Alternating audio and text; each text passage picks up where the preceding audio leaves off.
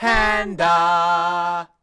Hello! I'm Alex, also known as Mr. Panda, and this is my review of Teslagrad for the Nintendo Switch.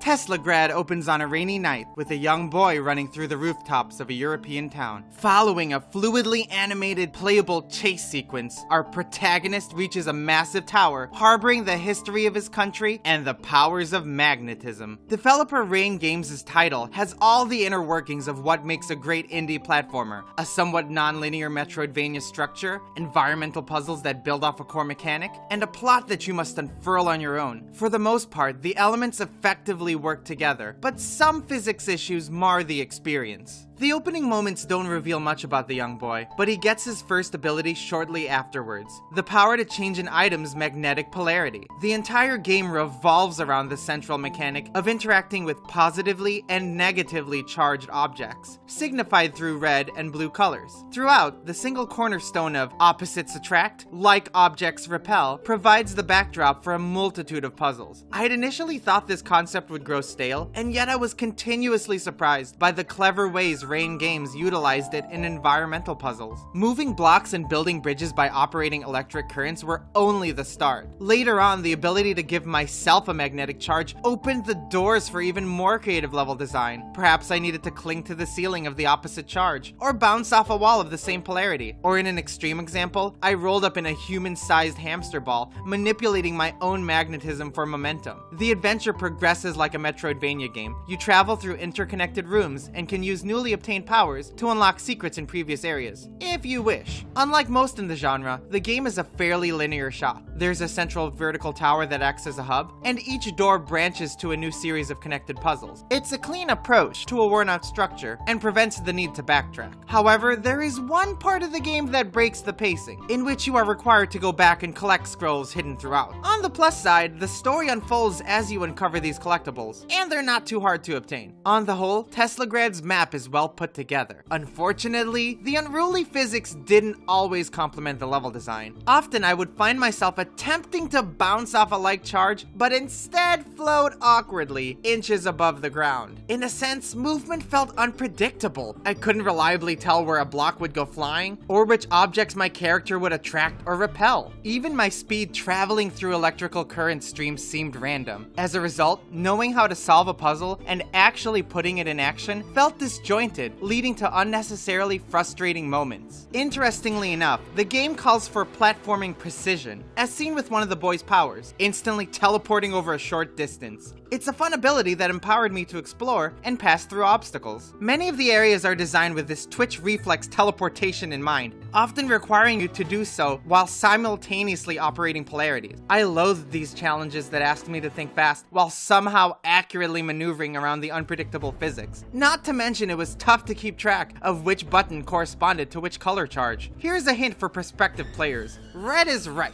Thankfully, the game is forgiving. You immediately respawn at the beginning of your current room upon death. The downside is that you instantly die upon a single hit. This mostly affects larger rooms and boss encounters, the latter of which are extremely difficult, but in that rewarding old-school way, demanding pattern recognition, lightning-quick reflexes, and mastery of the magnetism mechanic. Defeating a tough boss was so gratifying, even if I wanted to tear my hair out during the battle. Bosses are also impressive sights, as are the character and background designs, thanks to the striking art direction. The world is animated with such fluidity and life, despite the game's purposefully drab backgrounds and focus on machinery. Likewise, the ambient, quiet music serves the melancholy tone, rising in volume only during story sequences or enemy encounters.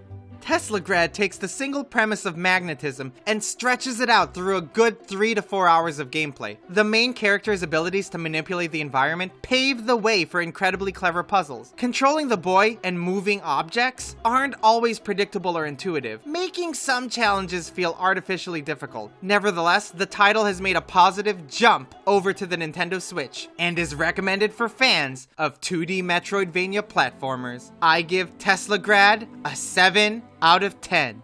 Thank you so much for watching my video review. If you enjoyed it, please be sure to generate that like charge and magnetize towards that subscribe button for more electrifying videos. And please let me know what you think of Teslagrad. Have you played it before? What are your favorite 2D Metroidvania games? Please share any thoughts or questions in the comments section below. Again, this was Alex, aka Mr. Panda, and until next time, zap!